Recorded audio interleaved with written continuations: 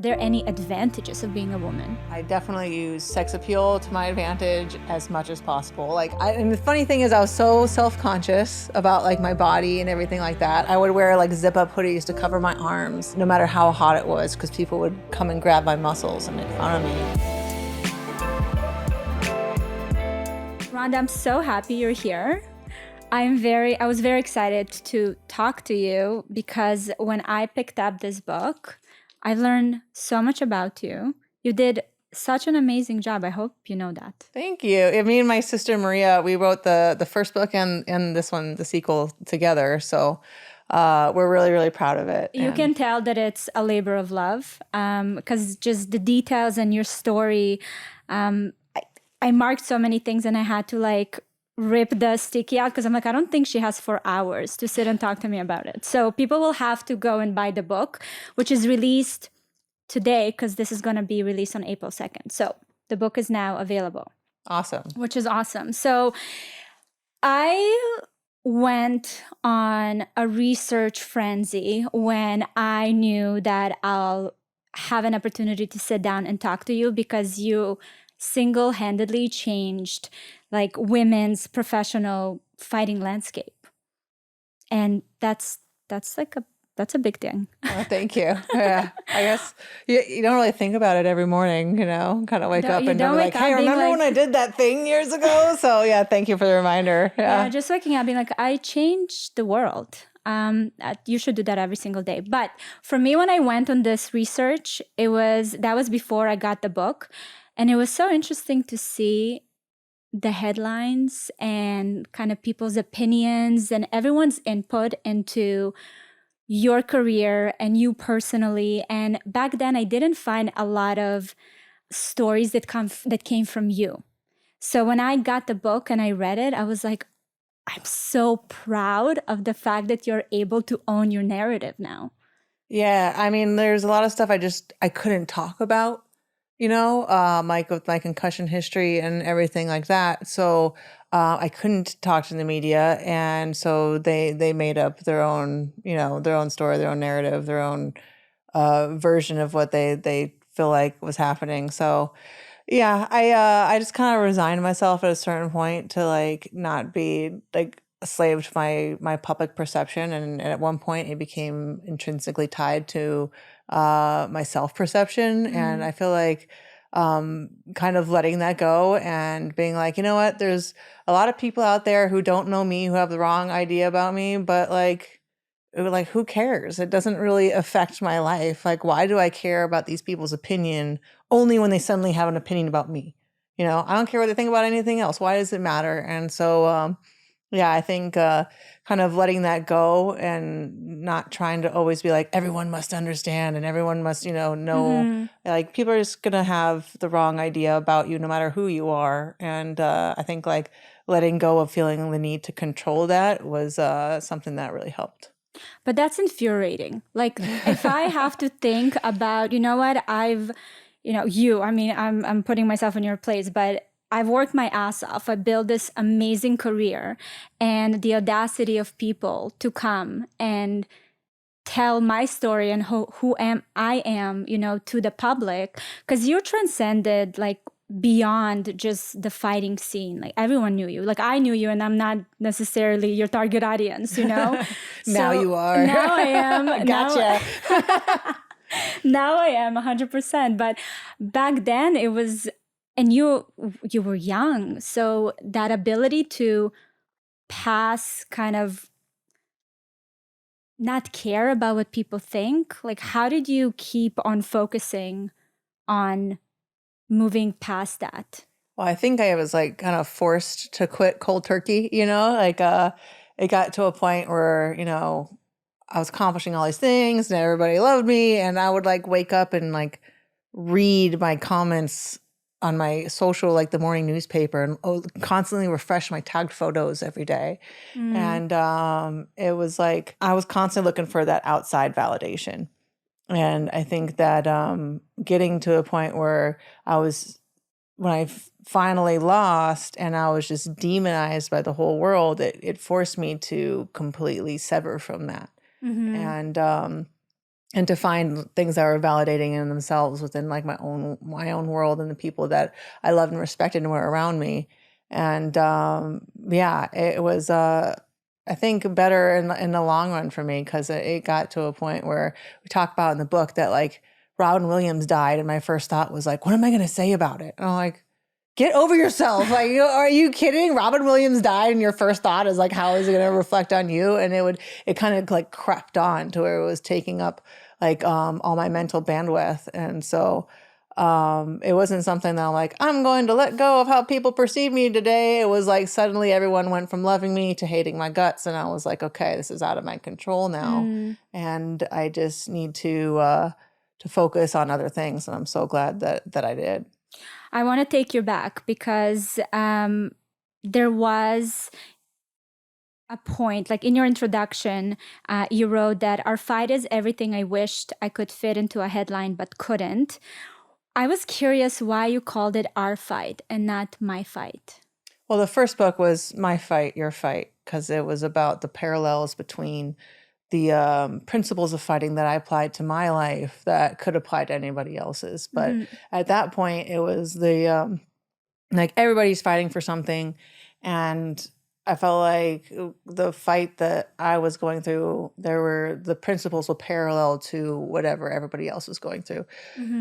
With this one, it got to the point where everyone reading and my journey, our journeys had become intertwined. And by our fight, I meant like these are things that we are all fighting for, but also, us fighting each other, and like my own war with my public perception and everybody else. And, the things that we fight for together when we're fighting for the same things. And so I think, yeah, the first part of my journey was all about me. And then, once I became a public figure, all of, everyone watching and myself, our journeys had become intertwined, and it became our fight.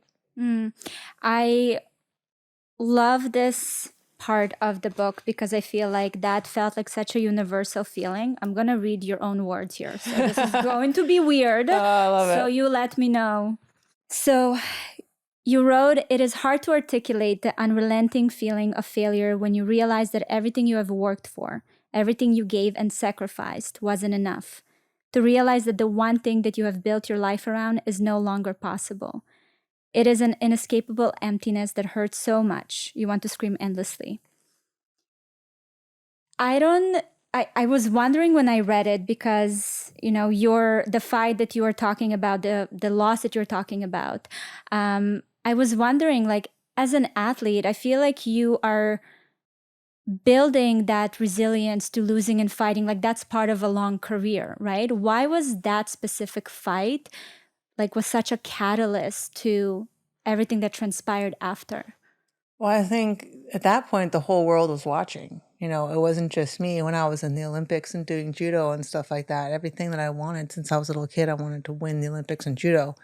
And so when I fell short, it was like my own personal tragedy, and my own personal thing that I was going through. But at that point, it was like the whole world was. It wasn't like when I lost at the Olympics, I just went home unbothered and cried on my own and came out when I was ready. And I didn't have like a swarm of paparazzi waiting for the airport to try and be the one that got a picture of my cut up face. I wasn't sitting at home crying in my room with paparazzi camped outside my house trying to get the first picture of Ronda after she emerged from hiding and stuff like that. And so it was a lot tougher because of that. But also, like, I think that being able to be a great athlete at the highest level, you have to be willing to get your heart broken. Like, that's part of it.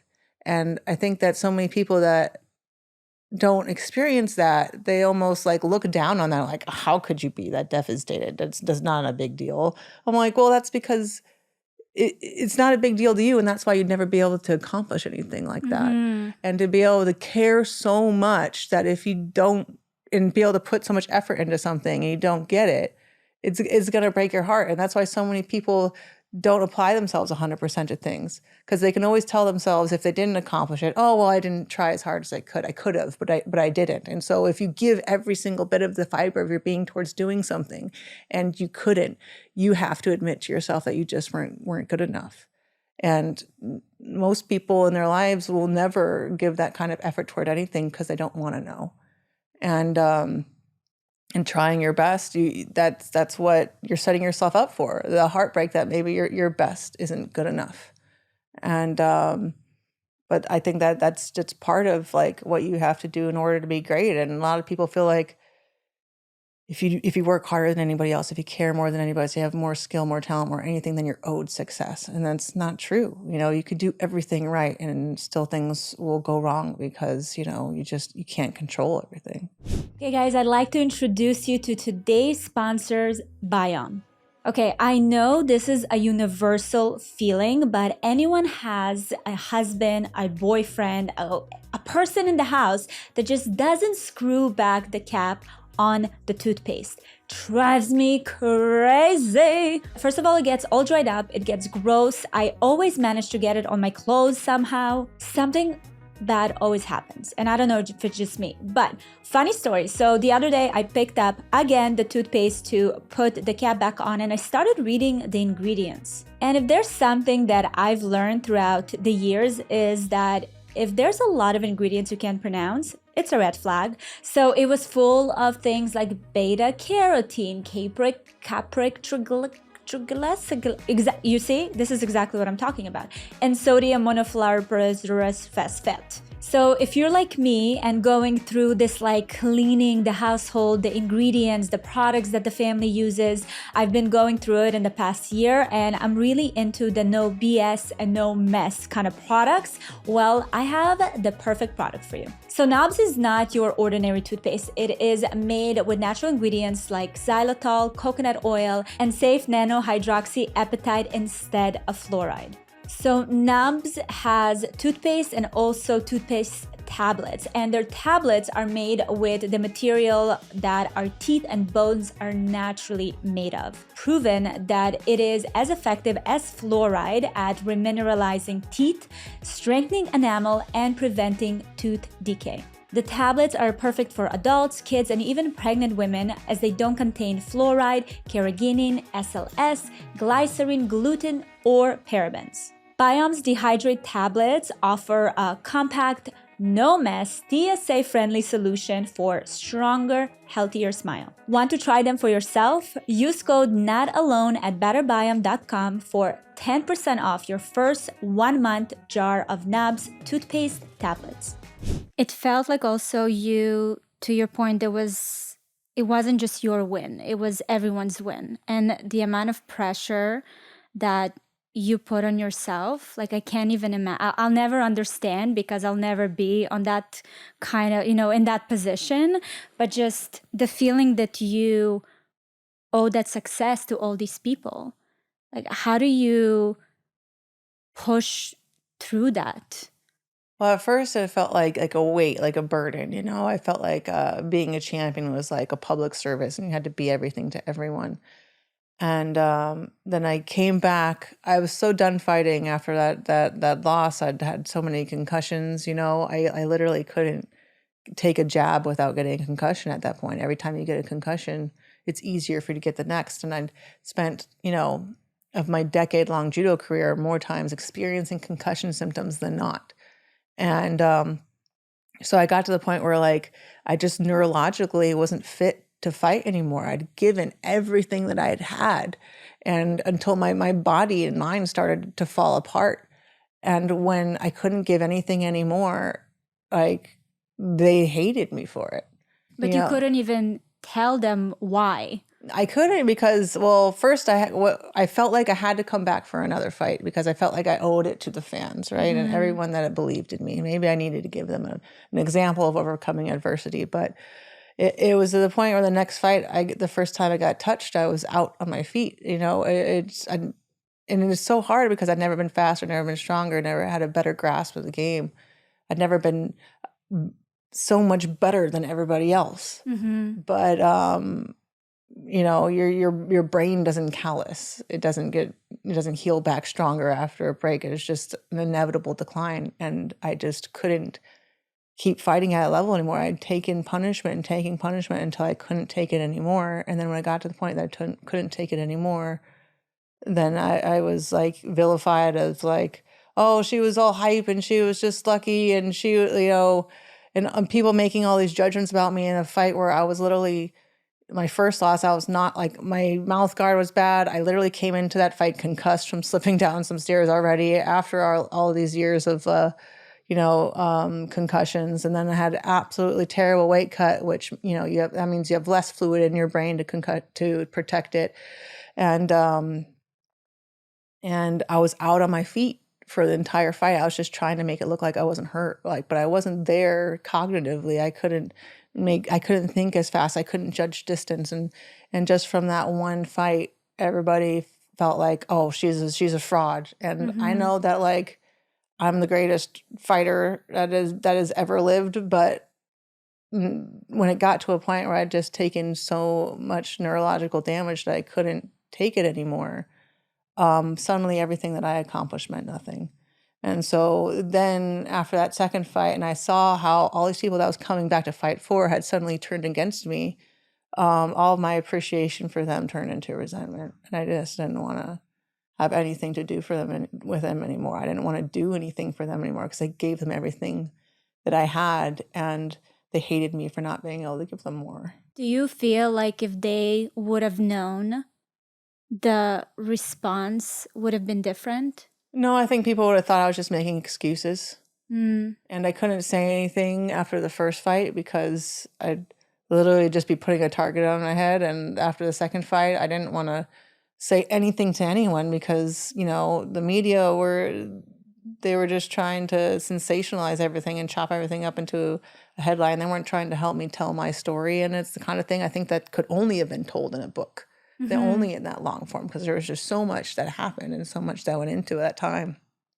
And then I also wanted to go into WWE, that they have a very complicated history with concussions and CTE and things like that. And if they knew how bad it was, I don't think they ever would have hired me. If they knew that I was getting concussions from, an open hand slap from Stephanie McMahon or Nikki Bella, they wouldn't have allowed me to perform. And so I had to keep these things to myself, to keep my destiny in my own hands and to be able to make my own decisions. Because if my coach or Dana knew how bad things had gotten, they would have made me retire. And I wasn't ready. It's insane to me to think that you have to choose between like your body and your career and goals you want to achieve, because in a way your body was telling you knew that you shouldn't continue, but you kept on like pushing through. Well, I had to believe that I could be perfect. I had to believe that I couldn't just win, but I could win without anybody touching me. And that's the system of fighting that I developed. There's a reason why I beat everybody within the first minute of the first round, because that's how I developed my game to be. And so I had to convince myself that in order to keep fighting at that level and to keep accomplishing these things that I wanted to do, that I had to believe that I could be perfect. And I couldn't let it sink into my mind that I couldn't be, because then all of my confidence would fall apart, But I'm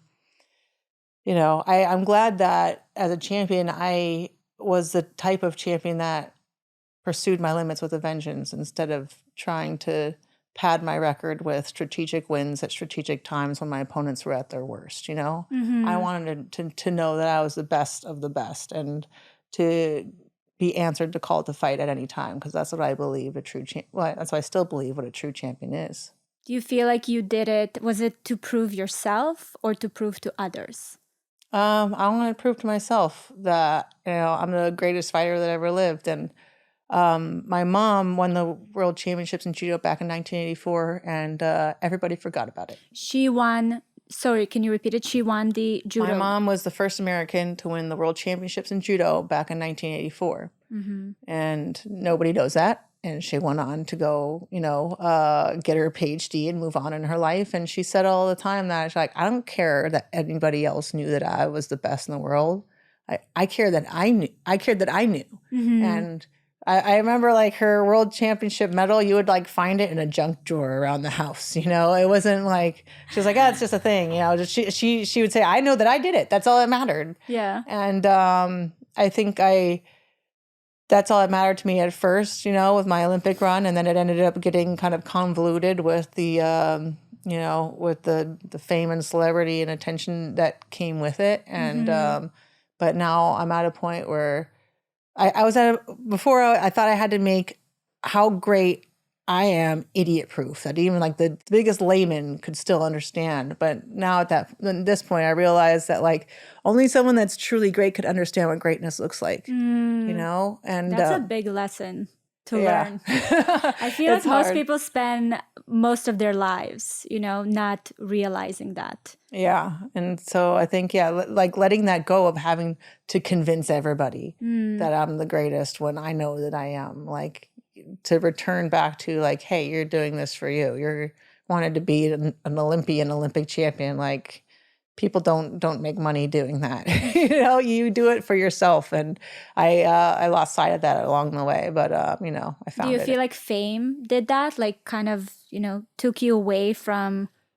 I think applause is a hell of a drug, you know? And it got to the point where, like the getting caught up in the whirlwind of everything, I felt like I had to keep it going. And at any cost. It did, yeah. I guess, at any cost. And then it got to the point where like there was just mania around me where I couldn't be, you know, in the drive-through of an In-N-Out without like a mob surrounding my car. And That's a big problem. Not to be able to be in a drive the In-N-Out. Yeah, I couldn't even drive the In-N-Out. But like it got to a point where I was like completely isolated. I couldn't stand in line at a store. I couldn't go to a public bathroom. Like it would basically like start a riot.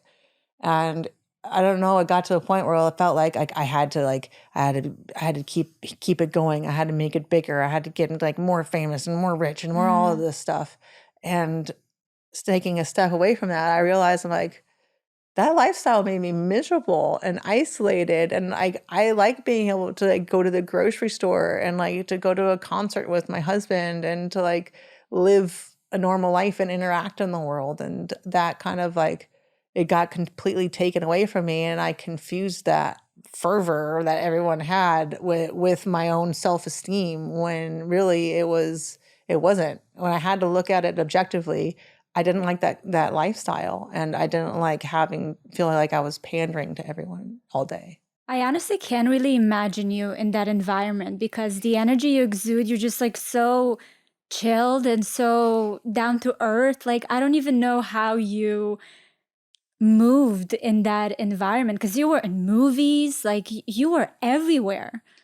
And I wasn't sitting on my couch and being everywhere. You know, that was like a hustle. That was something that I was doing every day.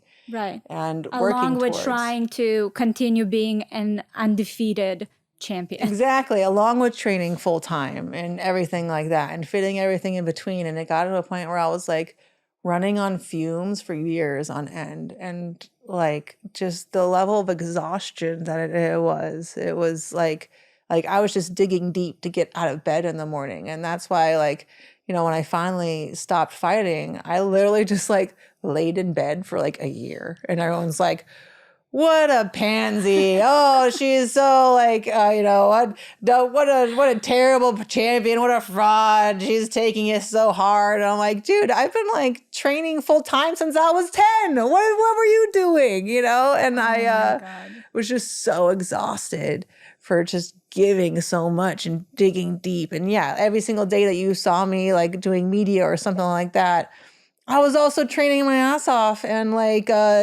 and getting, you know, beaten to a pulp and beating other people to a pulp every day. When I was filming Expendables, I was waking up at, 5 o'clock in the morning to be able to run up 70 flights of stairs before I even started filming. I was doing it all at the same time.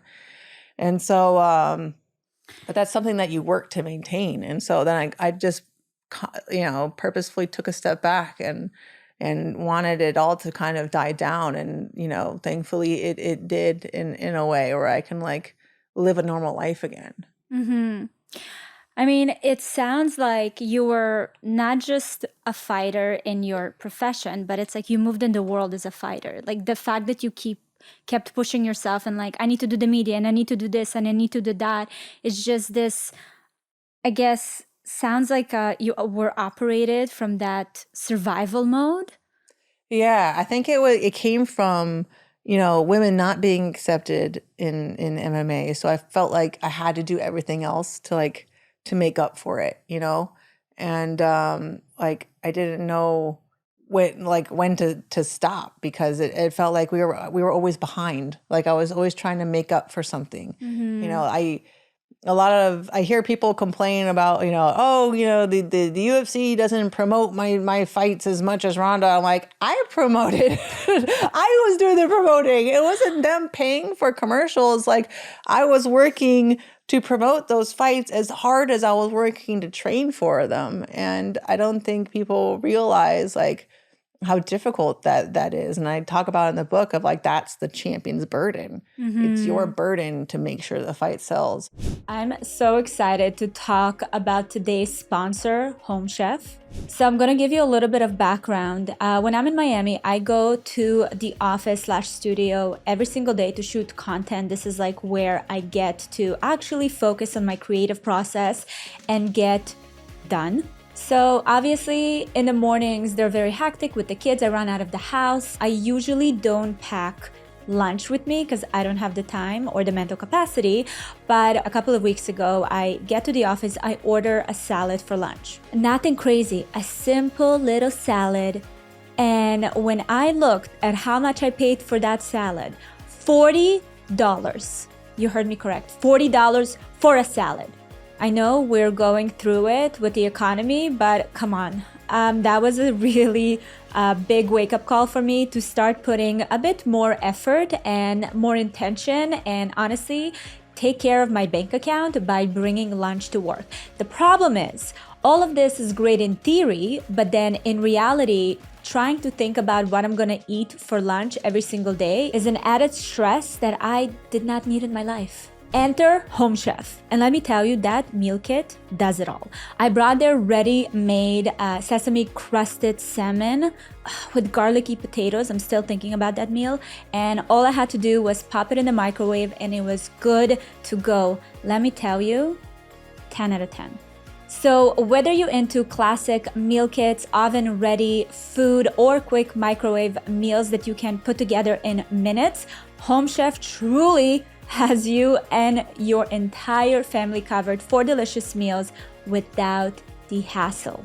Home Chef provides you with fresh ingredients, chef-designed recipes, and it is delivered to your doorstep so you can enjoy your cooking experience. And fun fact that I've learned and was very happy to learn that Home Chef customers save on average of $86 per month on groceries. That's 2 Miami takeout salads worth of saving, okay? For a limited time, Home Chef is offering my listeners 18 free meals plus free dessert for life and of course free shipping on your first box. All you need to do is go to homechef.com/Valeria. That's homechef.com/Valeria for 18 free meals and free dessert for life. You heard that right. Homechef.com/Valeria. Must be an active subscriber to receive free dessert. Well, from your book, I never knew the inner workings of the UFC or the WWE. Like I was under the impression that these are huge organizations that have like departments for everything, and your only role as the talent is to be the talent to fight. So when I read your book and I was like, well, you were kind of doing 6 different roles at the same time while staying in a peak physical shape, like that's absolutely insanity. Yeah. I mean, well, the UFC was like a younger company at the time. It was like on its meteoric rise. And so they hadn't quite settled into the way that they were going to do things. Where the WWE was just dysfunctional, stemming from Vince McMahon and everything, every single decision bottlenecking through him. And so he would change his mind over and over again on a whim up until when you were already in the ring. And so there was no way to be able to prepare for these matches and put together them beforehand, or even be able to rehearse. So there's times I'm learning how to like reverse a sharpshooter on the cement floor of a hallway because, you know, we're being thrown into a match without any means to prepare. And yeah, I was really surprised at how, you know, just disorganized it is and how much better it could be. And I tried in my second run to really try and get ahead of things and to be able to rehearse and plan things out. And they really just didn't want to work with us at all or collaborate at all. And it got to the point where I just had to like dust my hands off and be like, I can't change a company that doesn't want to change. But now Vince McMahon, you know, got fired from the company because he got caught, you know, shitting on somebody and fucking them in the office and paying them off with company funds. That came out. He basically got completely booted after I left. So I got to experience the death throes of Vince McMahon's reign at the WWE. Lucky me. It wasn't fun. There's a lot of conversation about the disadvantages, you know, for women that they face in these kind of sports. But were there any advantages of being a woman? Yes, I definitely use sex appeal to my advantage as much as possible. Like and the funny thing is I was so self-conscious about like my body and everything like that. Like I grew up as a teen in the early 2000s where, you know, being muscular at all was considered masculine. Right, it was the Kate Moss era, right? Yeah, and you know the Christina Aguilera, Britney Spears. Oh yeah, that era. Yes, you're right. Yeah, and so I would get made fun of at school all the time. I would wear like zip-up hoodies to cover my arms, and no matter how hot it was, because people would come and grab my muscles and make fun of me all the time in high school. And in the Olympics, you know, it's not about selling anything; it's about showing up and winning. So when it came to doing MMA, I was like, well, I got to start putting like an effort out there. And I don't know. I just figured that the guys didn't have sex appeal to sell their fights, but the women could. And at least, you know, the women that had something to sell. And I felt like I did, you know, so. But I love that. I think it's not a bad thing, right? You got to use what you have. Yeah. And that's why I wanted to hear like what was empowering about being a woman, like the ability to get that attention because, you know, they wanted to sell fights. This is something that men couldn't necessarily have in their promotion, right? No one really cared. Yeah. And I kind of related it to like swimmers, how they shave their arm hairs because like the friction from their arm hairs could like give them the little like just a little bit more of an advantage to be able to be that smooth, like to do every single thing possible. So so I tried cleaning up a bit and no, you look good. Thanks. Well, you know, I was a very insecure little jock growing up with cauliflower ear, you know, in high school and ringworm and, you know, I was constantly wearing baggy clothes and stuff like that. And so when I came into MMA, I was like, all right, need to try my best to look gorgeous. And also like all of the women, I noticed the difference between the men's fights and the women's fights. The men's fights had stories and drama and all these things behind it, a good guy and a bad guy, you know, and the women's fights, everyone was trying to be Miss America. They were just trying to politely ask for permission to be there. And I was like, oh, what they're missing is a heel. They need a bad guy. I'm like, I'll be the designated bitch. I'll be the designated bitch. I'll put on a tight dress and be a big old bitch. And I'll talk shit about everybody and like, you know, be controversial on purpose. And it worked. And when I had my first championship fight with Misha, because I was like looking at fighting, I'm like, you know what? Like the housewives of whatever is such a big deal because you have like, you know, these gorgeous women that are, you know, bickering with each other. Like, what if there was a fight at the end of the season? What if there was like, if you could have like, you know, like these gorgeous women that are creating drama and there's a fight at the end, everyone would buy that. So I was, that was what I was trying to create. I was trying to create something it was kind of the perfect storm with me and Misha because she, you know, she's easy on the eyes, even though she's a, you know, a big old bitch. But she also like took the bait of I was just trying to antagonize her. And, you know, I come from a household of women that are very good at arguing. So, So it became a skill that served you. It served me very well, and she was extremely mismatched, and I was outwitting her and being a big old bitch and looking good while I did it. And not only was winning, but was winning in a really fantastic and like entertaining way. And so I was trying to check off every single box, and it created this perfect storm. I love the fact that you're basically like a pro marketer. Like you are a genius marketer because you saw opportunities to tell a story and you took them on. Is that something that I guess the UFC doesn't really give you. No, I didn't go to like a marketing course or anything. No, not even a marketing course, but the UFC didn't give you the opportunity. That's not the point of those things. But like, where did you pick up those little signals to be able to identify, okay, I can build something larger than just... It was just something that I saw when I saw Gina Carano fighting. And I saw how much everyone like respected her, and I remember sitting on the couch watching Gina Carano fight with a bunch of my teammates who they were like, oh my God, she's so pretty, she's so tough and all this stuff. These guys that I train and fought with every day respected that girl more than me. And it became something that I wanted. My coach had this saying that's like Armenian. He said, be jealous, but be kind, and like, I didn't resent her for it. I wanted it too. And so it inspired you. Yeah. And so when she moved on to do movies and stuff and women's MMA faltered without her, I was like, there's something there that's not being capitalized on. And everyone around me was expecting me to go to the next Olympics because I was going to be 25. I was going to be at my peak. I'd already won a bronze. I was supposed to be the one that was the first American to win the world championship, win the Olympics in judo, to like fulfill the prophecy of my mom was the first to win the world championships and then I was the first to win the Olympics. And then instead I was like, no, I'm going to go do MMA because I see an opportunity here. And everyone was like, what? Are you crazy? Crazy as a fox. But that's amazing that you were, that you followed through your own intuition. Kind of, because again, everyone around, they kind of had plans for you and you just said, no, I'm going to take the left turn.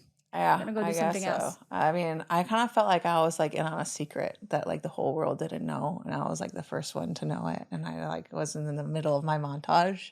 I would be like driving to training. I'm like, I'm in my montage, I'm in the training montage right now. But I also took some time away from judo and I was bartending for like a year. And I felt like that, because I was really introverted, really shy, still am deep down. But it kind of forced me to get out of my shell and to kind of learn how to make yourself likable within moments, and because people don't come to a bar and tip you because they like alcohol, they tip you because they like you.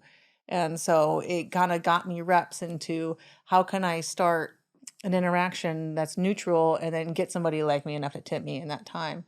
And that's basically what media is. You're starting neutral. And then, in this short amount of time, I got to make myself entertaining enough for you to be like, buy my fight, buy my book, buy, give me a tip, but that was what that training was. And so I hadn't been doing it on purpose, but I had been learning all of the things that I needed to learn, like judo taught me how I can throw people down and armbar them, the second I get my hands on them. And bartending taught me of how do I make myself likable to a stranger within moments. And all I needed to do was to learn how to strike and to put it all together. And I knew that, but nobody else did. I remember like standing in a bar and like breaking down fights on TV and be like, no, this guy should be doing this. This is wrong. Da, da, da, da, da. And they're like, what do you know? He's some bartender chick breaking down fights, telling Chuck Liddell what he should be doing. And I'm like, because I do, okay? Like, I do. Little did they know. Yeah, but I felt like I was in on a secret, like not that like everybody else is right. It's just like, oh, they just don't know. Yeah. And I had to like convince the world a little bit of time. When I saw Dana say that women will never be in the UFC, I'm like, oh, he just doesn't know. He just haven't met me yet. Yeah. But then I need to bring in the method to him. Exactly. That's amazing. You know what? I'm so curious. At what point in your childhood were you like, this is what I want to do? Oh my God. Because I feel like in high school, especially during the early 2000s, like there were all these influences, like you didn't see that around. It's not like you had, except your mother, obviously, but it's not like it was a common thing to see women in these sports. Well, I think seeing my mom do it made everything seem doable. You know, see a world champion walking through your living room. I'm like, oh, mom can do it. I can do Wow. it. But also, I think it had a lot to do with I had a motor speech disorder growing up, which we cover in the first book. Excuse me, from having like an umbilical cord wrapped around my neck. And my sisters were all really advanced and really intelligent. And I think my mom and dad didn't want me to feel inferior to them. So they're always telling me, like, you're exceptional, you're going to do amazing things. And so when I started swimming when I was 6, I just assumed I was going to win the Olympics in swimming. And then when I switched to judo at 10, about to turn 11, I was like, oh, I'm just going to win the Olympics in this now. Like, and that was just my assumption because, you know, my parents were like, oh, you want to swim? You're going to win the Olympics in swimming. You can be the president. You can do anything, you know? And so I always just assumed that I was going to be exceptional in anything that I tried hard at. And so that's everything that I did. I did it to be the best at it. And my mom would teach us like that. She'd be like, you can do anything you want to do. You just got to be the best at it, you know, because you have that. You're so smart and so talented in all of those things. And so we were always just encouraged and like showered with confidence. What an amazing foundation to have. Yeah. So what's your take on like today's approach of everyone gets a medal? Dude, I got a participation medal for the Pan Ams, and I was like, what the hell is this? I didn't do anything. I know. And it got stolen out of my luggage. Someone took it. I was like, whatever. I don't care. But I don't think the participation medal does anything. I got plenty of participation trophies and medals. I'm like, what is this? But I think the idea that winning doesn't matter and that losing shouldn't hurt. And I think it's important to allow yourself to care about things and not just to be apathetic towards everything. And I mean, I got second at my first junior nationals. And oh God, what was I? 12? 12. I locked myself in a room for a week and I wouldn't come out until the next week. They had another junior nationals and then I won. And I finally felt redeemed enough to be able to like show face in my own house. And I think that's something that's just in you, you know, like my sisters just weren't the same way about competition. But yeah, it's crazy because people think it's all about how you raise people. But me and my sisters all grew up in the same house and we all ended up doing completely different things. And they're all great at what they want to do, but they're not all super competitive or something like that, you know? And we got the same amount of participation trophies. So nature versus nurture. Yeah. And I think that it kind of like my second tournament, I got my mom put me in 2 divisions. I got a one like the white belt division or whatever, and then she put me in like the open division with the other kids with other belts, and I got 3rd, and I was crying at the side of the mat because some green belt girl beat me, and the coach came over and is like, don't feel bad, she's the junior national champion, this is just your 2nd tournament. My mom comes over and is like, yeah, you should feel bad, you should beat that girl. You're better than her. Like, you can do this. It's okay to feel bad. It's because let it motivate you. Exactly. Like you should think that you deserve to beat that girl because you can. And it's okay to be upset that you didn't. And that was the perception that my mom instilled in us. Not that you should be ashamed of yourself, but yeah, you could have beaten her. And it's okay to be upset that you didn't. And you're going to work harder and you're going to beat her next time. I love that. That's beautiful. I want to go back to the book and share with you one thing that really touched me. Because I truly believe that in certain points in our lives, when it's this like fork in the road, there are people around us that will say something and that will be the catalyst to this evolution, you know, within yourself. And I thought that was it for you, and I want you to tell me if it is or isn't. But after the fight, the big fight that in Australia, You were in the car with your, back then it was your boyfriend, now your husband, Travis, and you were heartbroken, and he told you you're so much more than a fighter. Is that something you accepted and like understood, or was that a new concept for you? It was the first time anyone had ever said that to me, because that's all that I was to everyone else. But he was the only one who saw me as more than that, more than just the unbeatable UFC champion, you know? And yeah, he had made me realize that I'd just like been putting myself in like these little boxes because that's how other people saw me.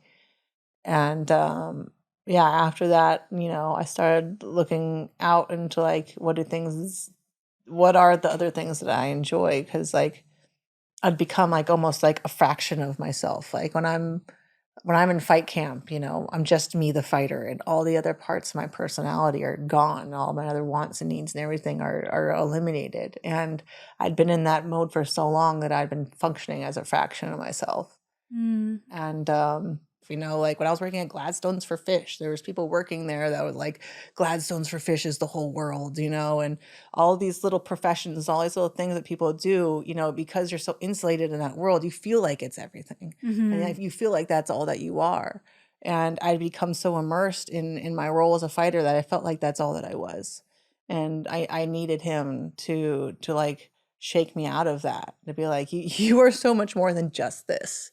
And I think everybody puts themselves in these little boxes just naturally. It's not a personality flaw. It's a survival trait of whatever reality you're in. You just adjust to that, and that's everything to you. And yeah, he made me realize that I would just, yes, you can feel devastated, and this can, you know, matter that much to you, but that's not all that you are. So, you know, you start having this identity crisis. And for you, when Travis told you that and you kind of were able to zone out of that vacuum of, you know, a fighter, what would that self-discovery journey look like for you? Like, where did you start?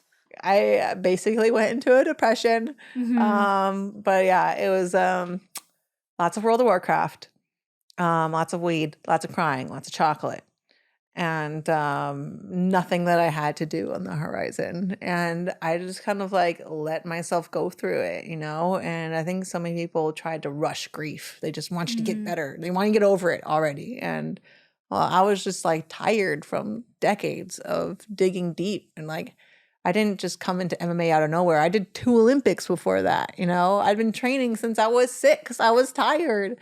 And no one sees that, obviously. They just see you once you're on the TV and like, oh my God, she came out of nowhere. Yeah, exactly. I'm like, no, I've been doing this. So yeah, I think part of it was lots of World of Warcraft. Gaming helped me a lot. And World of Warcraft is an MMO, which is a massive multiplayer online. So there's a lot of other people playing the game at once. And there was this one other guy on there. I've never met him in person. Still to this day? Still to this day, I have not met Omatraya. And I was doing the Halloween Headless Horseman quest line, whatever. It doesn't matter. I just learned about that world from your book. So I was like sitting Googling, like, what is going on? Yeah, so I had this one random person be like, what are you doing? Like, do you want to run some quests together? I'm like, okay. And like this guy was like such a nerd, because we were both nerds, but he would like be in character all of the time and like so down to do whatever I was doing. And I finally like made a friend and had a relationship with someone where I wasn't like Ronda Rousey. And that kind of became like my reprieve for a while, just to like not be me in a way, and just to be able to like interact with people without that, with all the connotation that came with that. And yeah, I just kind of like slowly eked out of it. I mean, a lot of it came from my husband forcing me to go out into public again because I would just be like, I like being like a cave creature. Like Yeah, I'm but I like mean, I can imagine once you find this comfort, you're like, why would I go back out there? That there is exactly. scary. Yeah, and like he's like Mr. Social Butterfly, and I'm like Gollum inside the Misty Mountains with my ring, and I'm like, just leave me. I don't want to leave. And so he like forced me to get out, and like forced me to stop like hiding my face all the time, and like interacting with people, and not like becoming a total cave creature. And my agent Brad would like kind of like force me to get out too. He's like, you have to go to an SNL. I'm like, okay. I'll go to SNL. So they kept me from completely retreating into my safe space. But and then getting into WWE just was a big turning point for me because all my friends had started doing it and it was just so fun. And I was such a nerd for combat storytelling, for choreography, everything that I'd learned in filming movies. Expendables was my first time like learning choreography, and then I did Fast and Furious. I choreographed that fight scene in 45 minutes. Wow. With like two stunt assistants like filming on their phones. And I just became like obsessed with choreography. I would, even after training in the gym, I would get all my friends together like, okay, we're going to choreograph this fight and we're going to do it like this.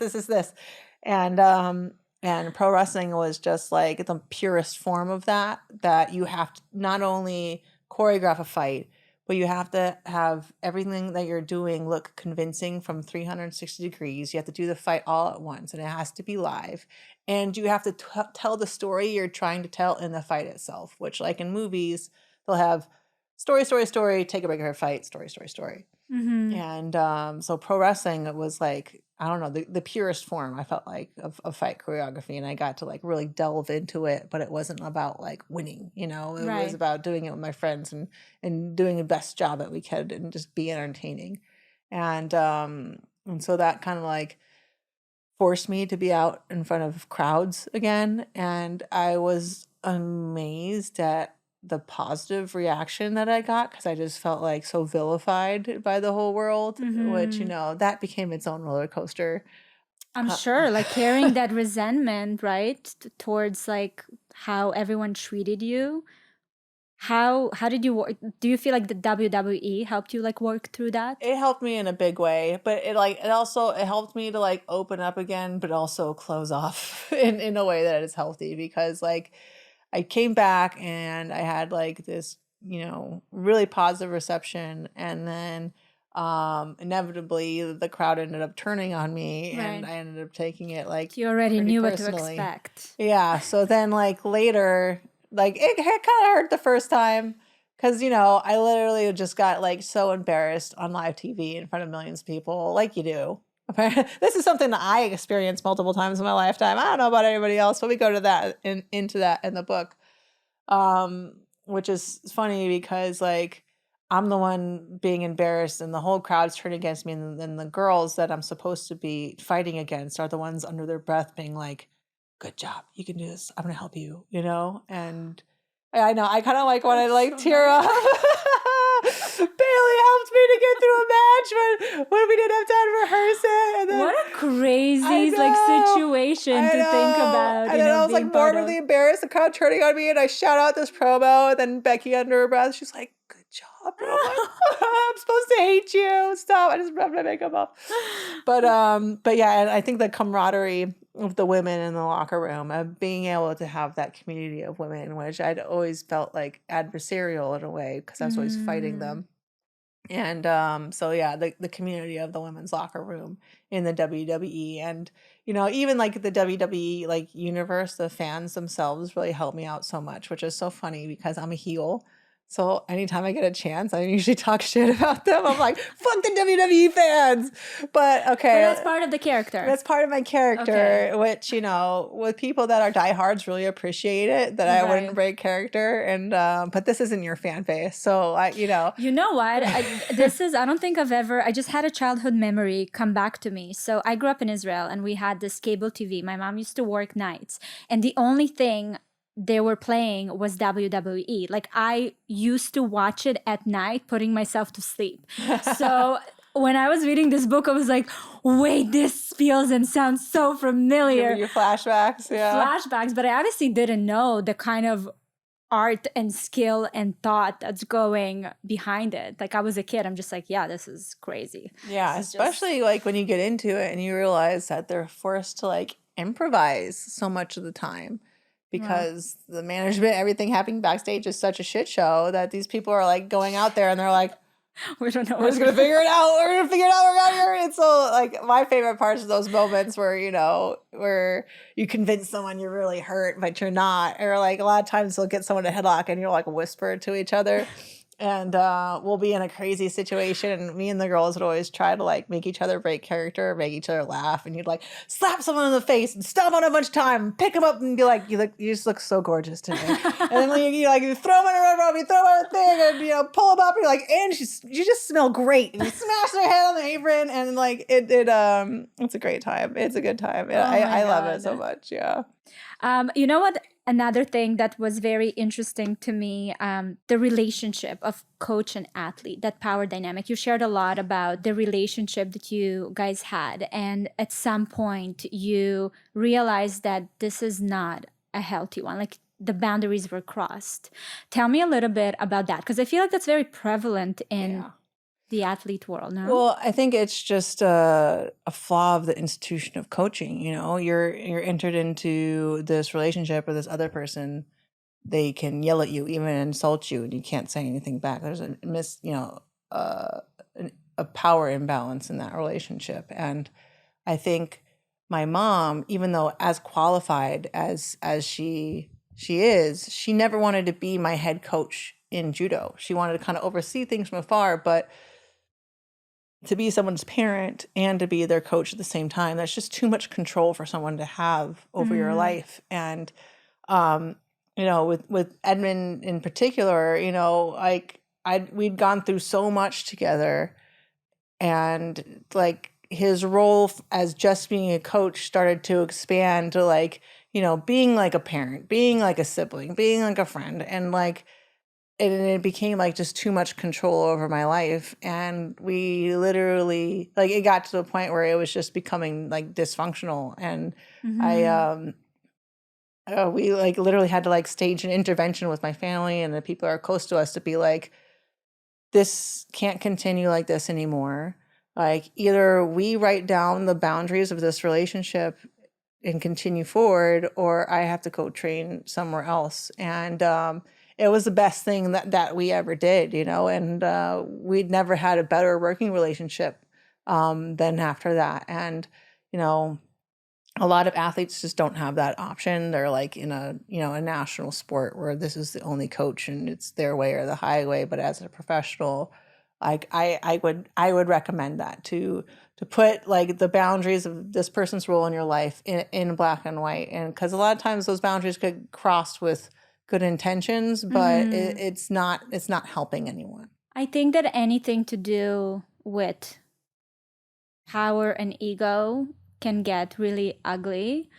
So the imbalance definitely happened. And we've been seeing stories of different, athletes that are coming out and sharing these terrible stories about people that they trusted, that they put their career into their hands, that, were leading them. And it's very scary for them to do. You were in a bit of different position.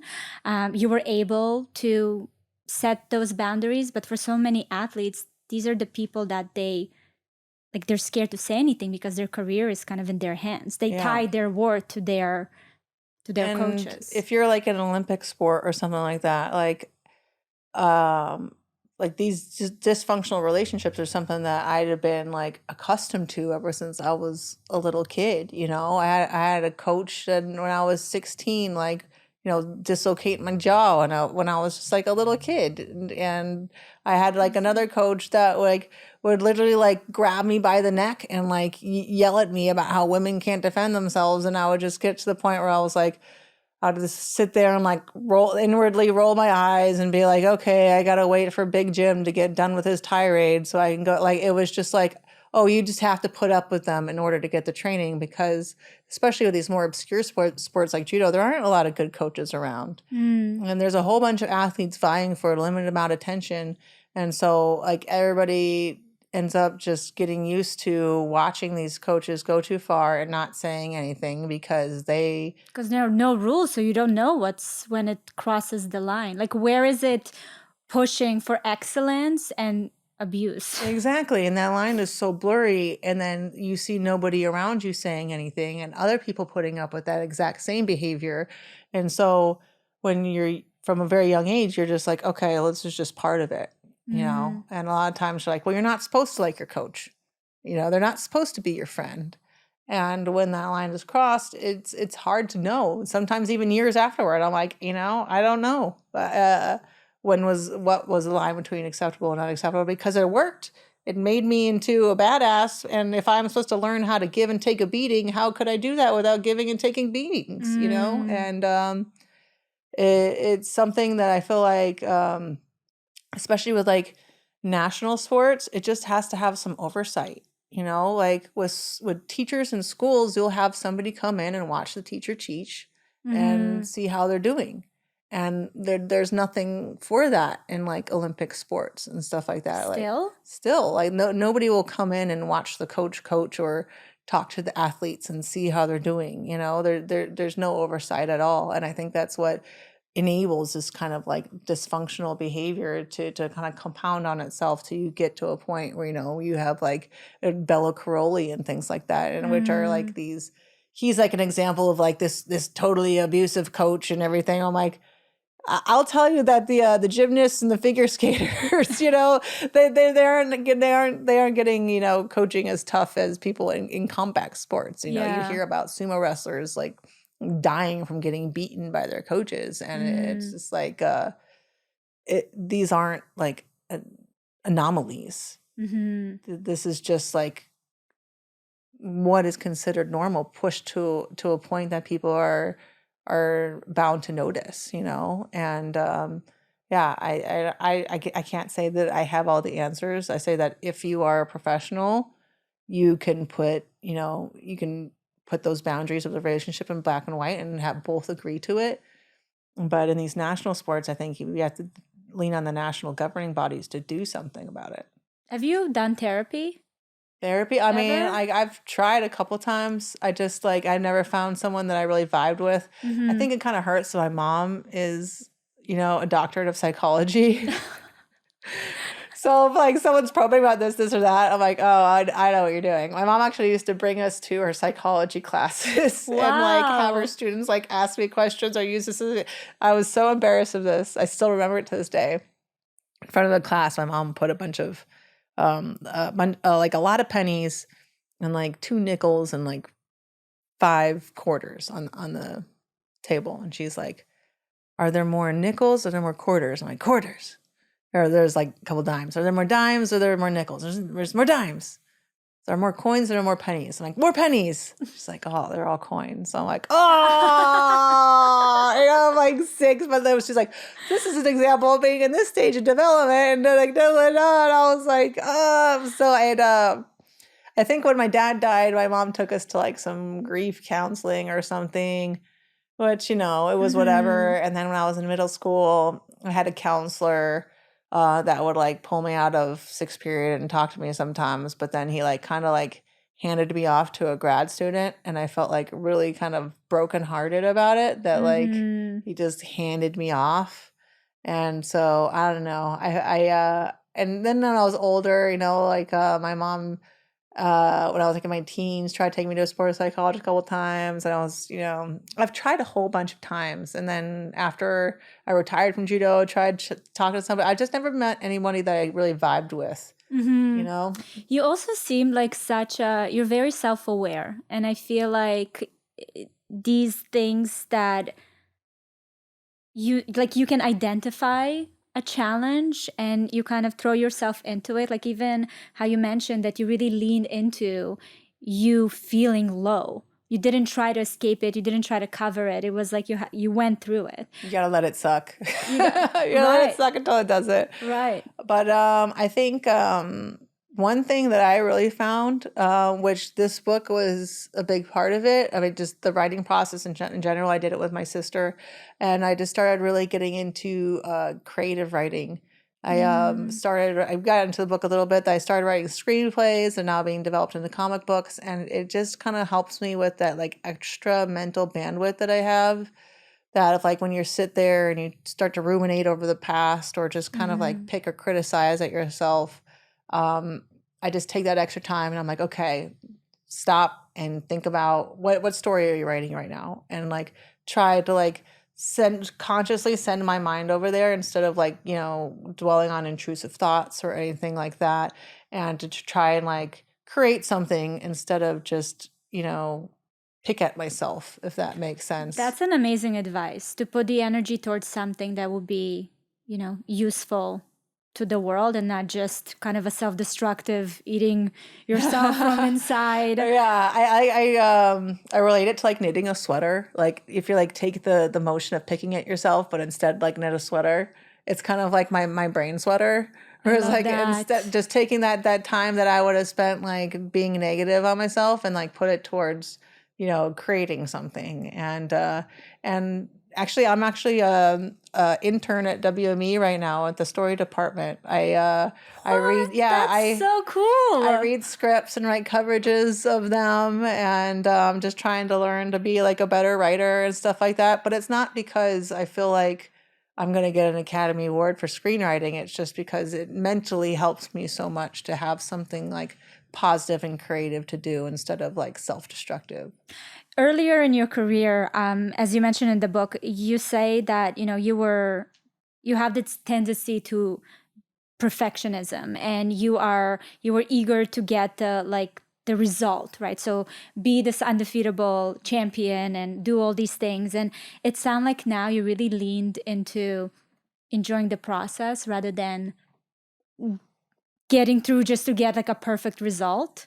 Yeah, I think we kind of go into it in the book about when I started like into gardening, and now me and my husband have a regenerative Yes, I Wagyu and want to poultry hear more ranch. about that. Okay, But tell me. that was like one of the times when, gardening is a great experiment, and I killed so many plants and I planted so many seeds, and it didn't matter that I planted hundreds of seeds didn't grow. Like when I had one that grew, it meant so much to me, and it was the first time that the success mattered more than the failures. And in fighting, it was like that on purpose. I was playing a game of zero errors. I couldn't take any. The success mattered more than the failures.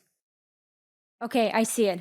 I connected it now. Yeah, it was the first time that I wasn't focused on where I had failed, but where I had succeeded. With one seed that bloomed. One seed, but it was because it wasn't such a high stakes thing as fighting, where I couldn't take a single hit because I had so many concussions. It was more about like, all right, I'm just going to try and grow something, and then that became, me and my husband started a regenerative Wagyu ranch where we took like a degraded, mismanaged property that was more dirt than it was grass, and basically used the animals to bring this like grassland back into life and make it into a habitat again. And it's, we're learning what we're going. We don't come from generational farmers. There's so many things that we mess up on, we fall off horses.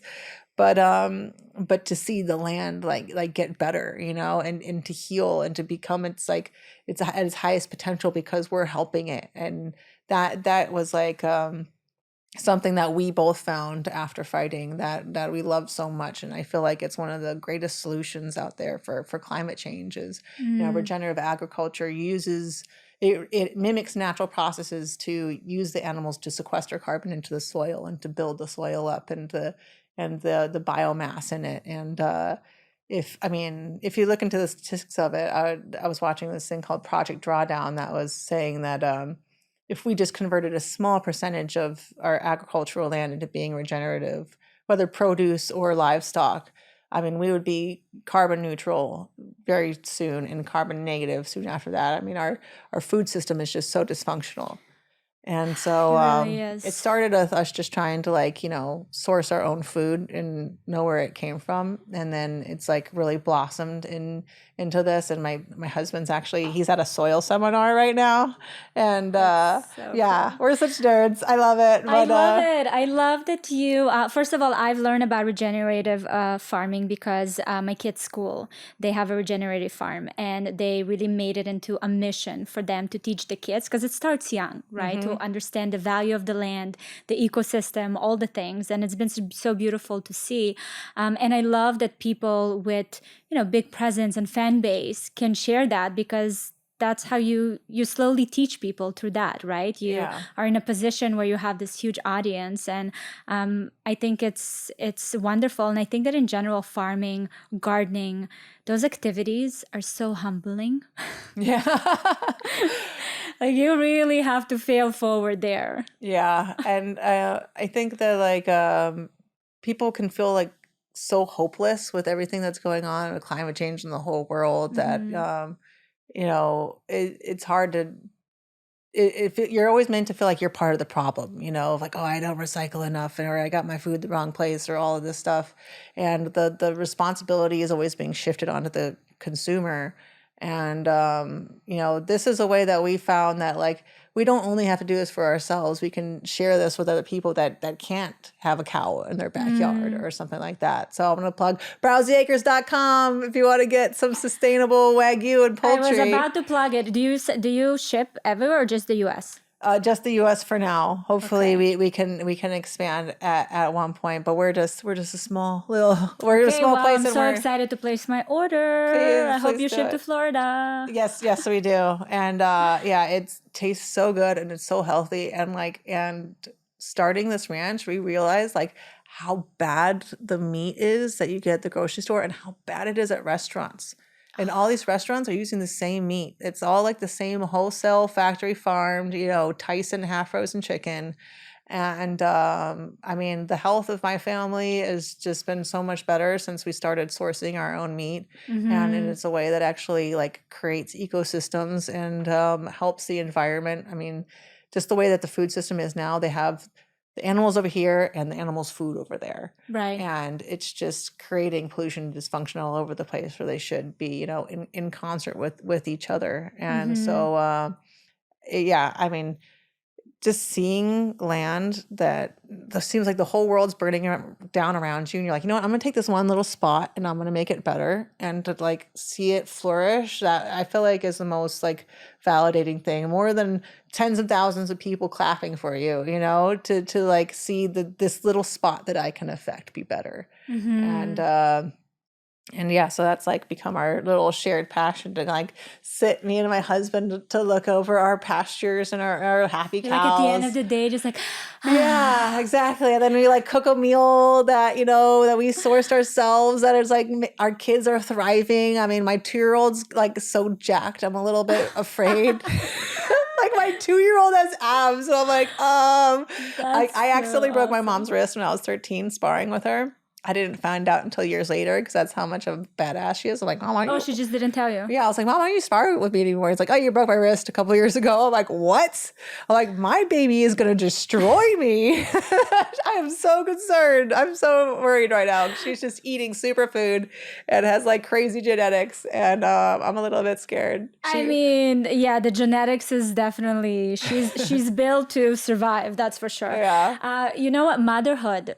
I'm so curious to hear how motherhood changed you. Oh, man. I mean, in all the best ways. What humbling, eh? Another humbling experience. Humbling experience. And just things that are validating in themselves, Like, I feel like I don't need anyone else to see me have a good time. That whole, like, I'm doing this picture. I'm doing this picture. Oh, look at how good time I'm having. And I'm just like... I don't update any of my social anymore because I'm just with my baby all the time and I don't want to be pimping my baby out or anything. And we're just having such a great time. Like, even though this morning she literally like peeled my eyelids open. Like, that's her new thing. If I'm not waking up, she'll peel open my eyelids. And we just have like the best time. And I'm so lucky that I've been able to make a living and like basically be able to retire in my 30s because my mom had like 3 jobs at this point, you know, and was like hustling and trying to make herself a career while having kids at the same time, which is like doing it on expert level. Whereas I felt like I got to do the career pursuit on the easy level because I didn't have kids, and now I get to do the kids on the easy level because I don't have to worry about, you know, a career and like keeping the pressure lights of on. making money. Exactly. And but I have like I can if I want to go have an amazing podcast sit down like this, I can, you know, have somebody watch her or something like that. I can afford that, and I can afford to have someone clean up after all the million messes in the house. Like I'm so lucky that I just get to do just the mom stuff on easy and just enjoy her every day and to see her grow. And that's such a blessing. yeah, and like little things that you don't realize, like potty training has been so fun. I've had such a great time. I think that's the first time I heard that from seriously, anybody. like we wake up in the morning and I'm like, let's go, and like, she'll sit on her potty and she'll like, you don't realize things that you do, you know, like, she'll sit there and she'll like fold her hands like this. I'm like, I do that. I fold my hands like, and she just is like copying me and all this stuff. And oh my God, she realized that the dog pees on the lawn, so she started running outside and just like peeing on the grass. My little one is 5, and we're still trying to explain to him that we can use the bathroom. She's big into nature and peeing in the nature. My mom, I think I pity her sometimes. I realized that I had a phase where I would just take a shit on the cat litter. Oh my God, how lovely. My mom, can you imagine her walking through the house and just seeing like a human turd like sitting on the cat litter and being like, oh my God. I hope she didn't share those memories at your wedding. No, I mean, I'm sharing them now for your very huge audience, but like those humbling moments, you know, of, I was like walking through the house and I looked and there's no one home, but there was an adult-sized turd in the toilet and I was like, did someone break into my house and poop in my toilet? Or did my little baby jump onto the adult toilet and take a huge turn? And I was like so proud. I was like, I grabbed her and I was like, that's the greatest poop. And like, I didn't need like a crowd of 80,000 people I appreciated that more. My baby taking a turd like in the adult toilet unprompted than I ever did like a performance in front of tens of thousands of people. And I guess you have to be a mom to understand. Absolutely. Absolutely.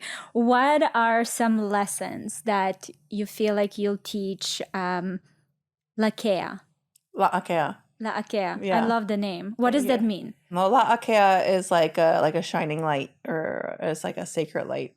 And so beautiful. We started with Po. Po is her nickname, which is actually darkness, but it's not like a bad darkness. It's like the darkness that like light comes from. It's like what begets creation. It's like it's also considered like the bottom of the ocean, where it all begins. Yeah, it's all Hawaiian. My husband's Hawaiian, and so her name, like literally, like Makalapo Okalani Po is her middle name, which is like a blossoming from within a dark verdant growth. And so for me, she's like the light that is blossoming from within darkness. That's how I see her name, but you can also interpret it different ways. And I think the meaning of her name can change throughout her life of what it means to her and to everybody else. But to me, she's my little light that comes from the darkness. Oh, that's so sweet. So what do you feel like from your career of being a badass and kicking so many butts in your profession? What are some lessons you will specifically glean from the butt kicking, or just in general? Because I mean, sports are a metaphor for life. It's a whole life happening in miniature when you're kicking someone's ass, you know?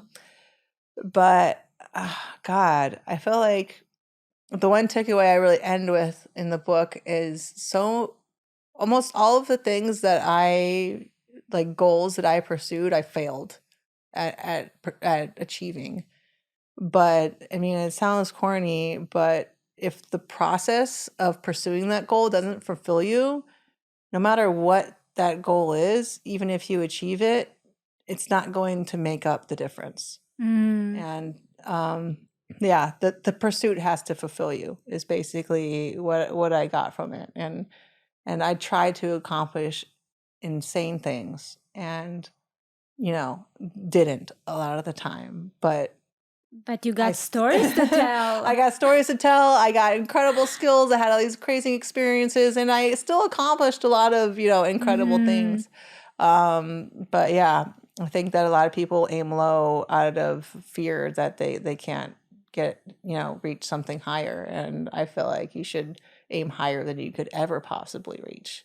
And yeah, it'll hurt if you don't get there, but it's a really, a nice flight in the meantime. Oh, I love that. That is actually one of the things that I loved at the end. I have it marked as well, that, that conclusion of the end of the book. And I feel like I wish I could be a fly on the wall when Poe is a little older and you're like, sit down, let me tell you some stories. It's going to be epic. And what's exciting for me to see you continue to like evolve and develop into these different things. Like the fact that you have that internship, that you are a creative writer, developing that, exploring yourself there, having the regenerative farm. Like, I love that there's so many verticals that you are exploring within yourself, because I feel like you have so much more to give to the world. Like, I literally feel it. I'm more than just a fighter. He was right. More than he was just right. a fighter. Travis was right. I know, it's amazing. Thank you so much for coming on here and sharing your truth and your story. It was really inspiring. I already sent a couple of my friends the pre-order for the book. Thank you. I'm excited for people to hear more from you.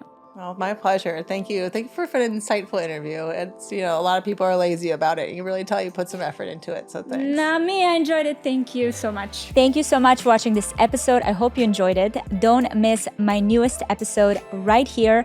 And if you're listening to the podcast on Apple or Spotify, please go and leave a review with your biggest takeaway. I love reading your thoughts.